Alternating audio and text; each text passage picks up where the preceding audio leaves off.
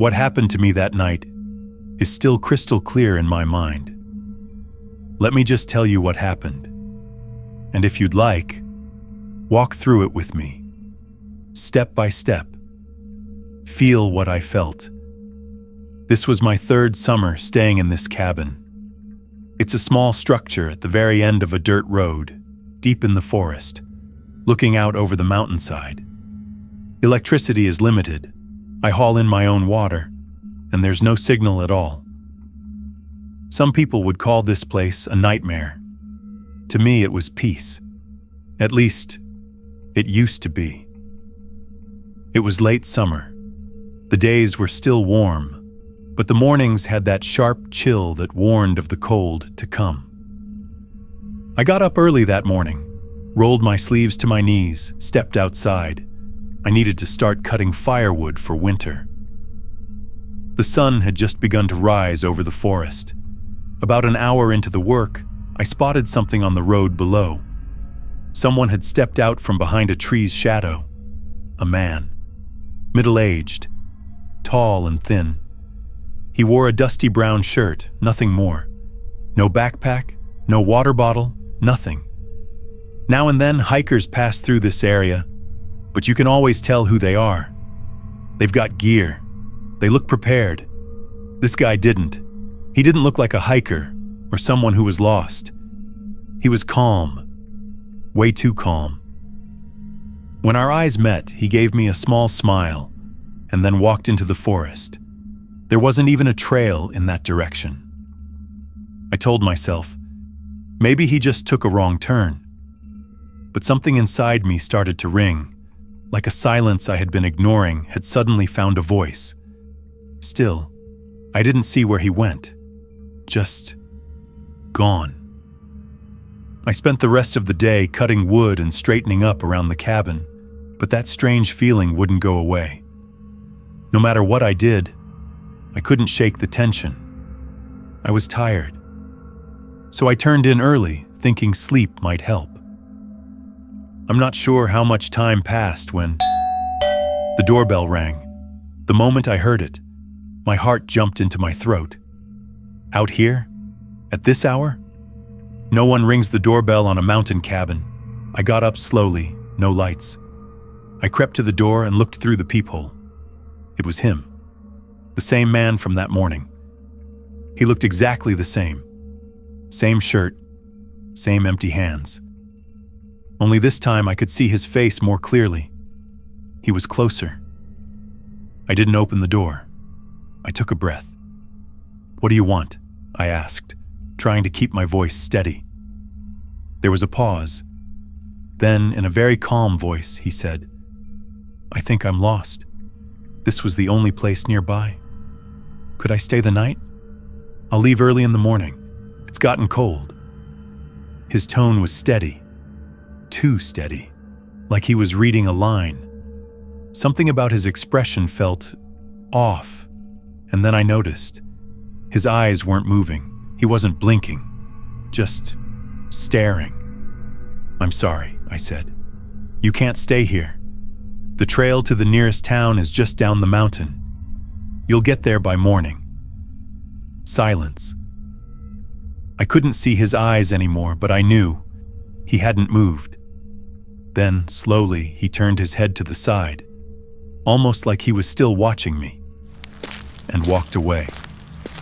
I could hear his footsteps for a long time after, which was strange, because the ground out there was covered in grass. I shouldn't have heard anything that clearly. I dragged a table in front of the door. I didn't feel safe. I pulled the rifle out from under the bed. I kept the lights on, checked every curtain. Every 10 minutes I looked out the windows. But the forest was still, dead silent. 15 minutes passed, maybe less. I had just started to breathe again when I heard it. Footsteps, slow, steady, coming from behind the cabin. I grabbed the rifle and crept toward the back window, lifted the curtain just slightly. And that's when we locked eyes. He was standing directly outside my window. Half his face was in shadow, but his eyes, They were wide open, staring, unmoving, unblinking. He didn't speak, didn't move, just watched me. My breath caught. I felt my finger move toward the trigger. Then I froze. I didn't scream, didn't open the window. I just stood there. So did he. He stood like that for a while, then slowly turned and walked around the side of the cabin. I heard him circling. Then he came to the front porch and tried the door handle. I froze.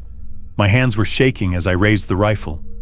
The door was locked, but he turned the knob like he expected it to open, like he'd done it before. Then more footsteps.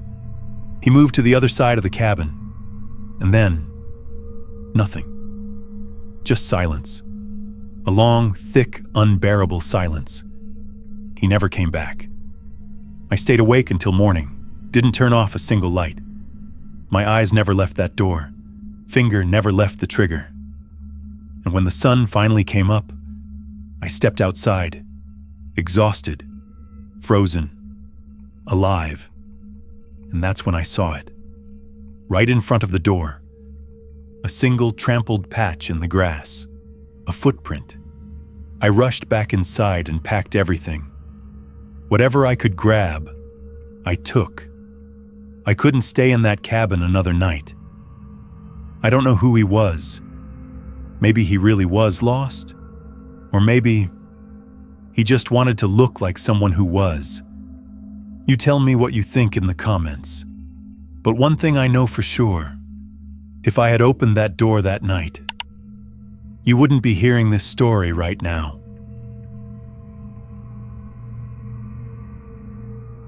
I can't even remember the last time anyone visited this old mountain cabin that belongs to my family. I think we spent a few summers here when I was a kid. Then, like so many things, it was just left behind, forgotten. According to my parents, the title deed was still in our name. And for some reason, this fall, right at the end of November, I decided to come back. Just for a few days, I told myself. Just enough time to clean up a little, maybe make a few small repairs before winter came. I had a simple 2-day plan. When I first saw the house again, a strange feeling washed over me, a mix of calm and quiet regret. The wooden siding was rotting in places. The walls were cracked. Rust streaked the window frames. The lock on the door nearly fell off in my hand. Inside, a thick layer of dust coated everything. With each step, it rose into the air like smoke. Even the old cloths we draped over the furniture were falling apart. But what really struck me wasn't the decay. It was the silence. It was overwhelming. Even my footsteps sounded unfamiliar, like they didn't belong. The floor creaked beneath me. Cupboard doors moaned open. After a while, even those sounds started to feel normal. But I couldn't shake the feeling that something was quietly waiting, watching, just out of sight. I didn't do much on that first day. Fixed the door lock, cleaned out the chimney, made the place somewhat livable. Then I started working through things one by one. The warped floorboards, the loose wires, the dripping faucets. I got so caught up, I forgot to check the time. Evening came fast. Up here on this remote slope, the sun doesn't really set. It just disappears, like someone pulling a curtain shut. I lit the fireplace quickly. The sound of crackling wood calmed me a bit. I took off my coat, sank into a chair, and held something warm in my hands, just watching the fire. There was no phone signal, no electricity, but somehow I felt safe, like I'd slipped out of the world completely. And then I heard a sound. I was fixing a window hinge with a screwdriver when it happened. A small crack, like a twig snapping under pressure. Outside, it was a faint sound, barely there. I froze and listened. Nothing. Probably an animal, I muttered. There are deer, raccoons, even foxes up here. But a few minutes later, another sound, closer this time. The same sharp crack. Then the unmistakable shuffle of footsteps on dry leaves. Slow, dragging, someone or something was approaching. Whatever peace I'd felt vanished in an instant, replaced by a rising panic. I grabbed my flashlight, opened the door. A wave of icy air hit me. I swept the light across the grass. Nothing. Then I aimed it toward the trees, and that's when I saw them. Two eyes, reflecting the light. Clear, still, human. Roughly 30 meters away, half lost in the shadows between the trees, stood a figure, perfectly motionless. A silhouette barely distinguishable from the darkness, like it had been erased from the world around it. My breath caught in my throat. Without thinking, I slammed the door shut, and then I panicked. I started piling everything I could find in front of it. An old chair, a stovepipe, the leg of a broken table. My hands were trembling, but I kept moving. I had to. Once the door was blocked, I turned off the flashlight and backed into a dark corner of the room. My heart was pounding so hard I thought it might burst. I held my breath, afraid even the sound of that might give me away. Minutes passed, maybe more. I don't know. Then, just when I thought it was over, a shadow moved past the window, silently, but clearly. From that moment on, the silence was no longer comforting. It was oppressive, alive. I knew, without a doubt, I wasn't alone in those woods anymore. Then the doorknob turned, slowly, gently.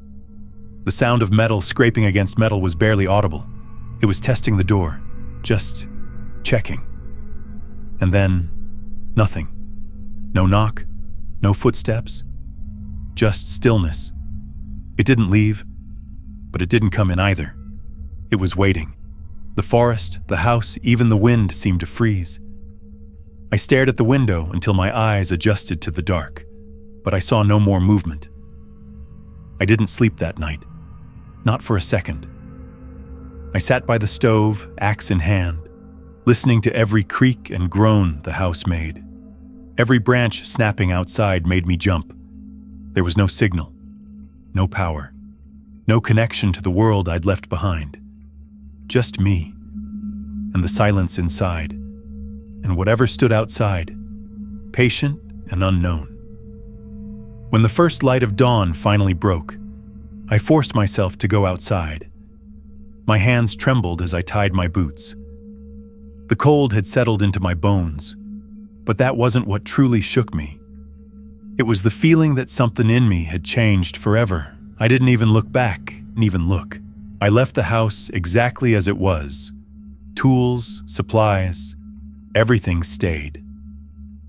I dropped the keys into my coat pocket, got into my vehicle, and drove down the icy mountain road. So, what did I see that night?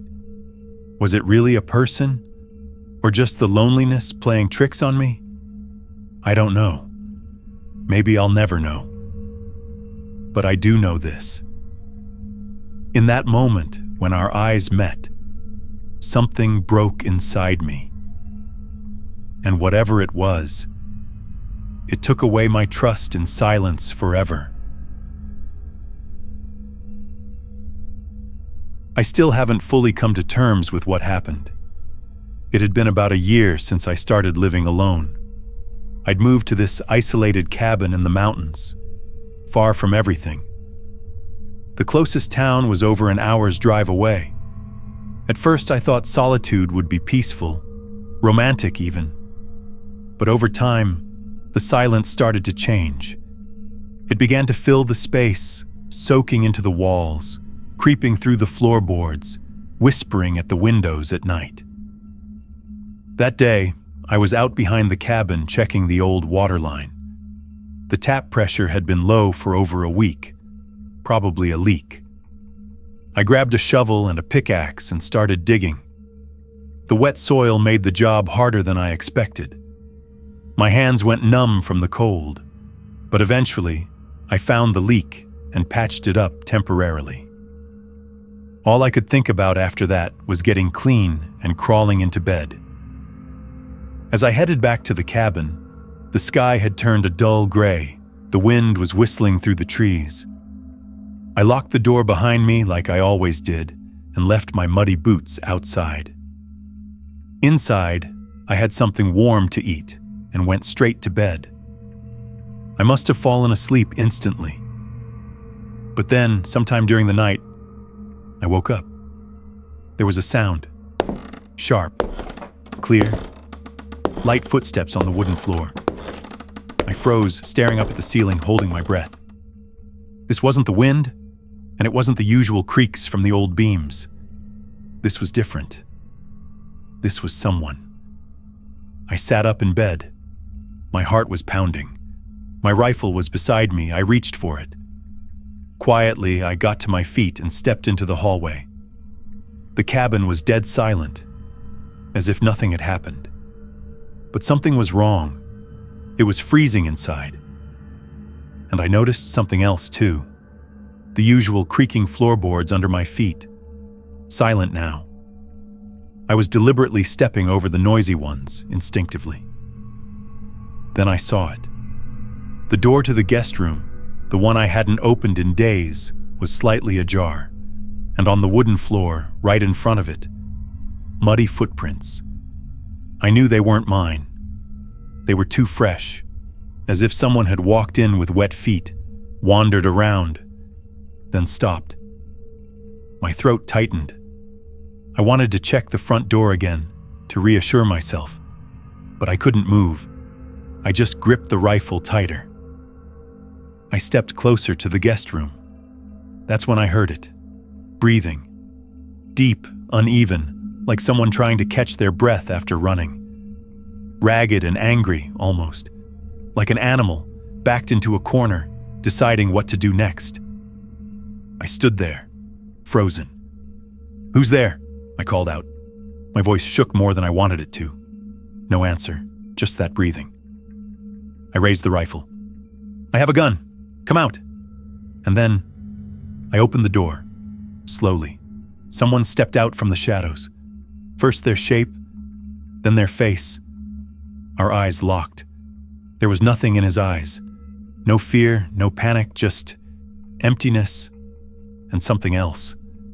Focus, as if he was there for a reason. His hair was wild. His face was smeared with mud. His eyes bloodshot. His clothes were soaked and caked in dirt. And in his hand, he was gripping something, a rusty, heavy crowbar. Time froze. Neither of us said a word. All I could hear was his breath.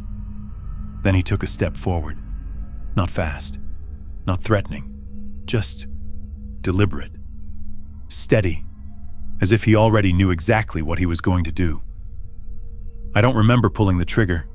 I just remember shouting, "Stop!" The word echoed in the room, and something shifted. He stopped, looked at me for another moment. Then, without a word, he turned to the window. He pressed his hand against the glass. Crack.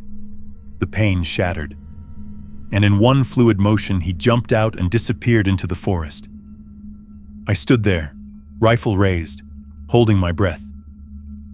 I don't know how long I waited before I moved again. Eventually, I checked the front door. Still locked. I went to the window. It was pitch black outside.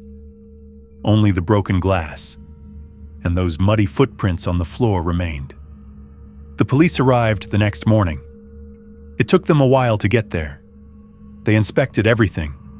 The window, the footprints, the mud across the floor. But they didn't find anything else. No clues. No signs of forced entry. No ID. No trail in the woods. Nothing. Just mud.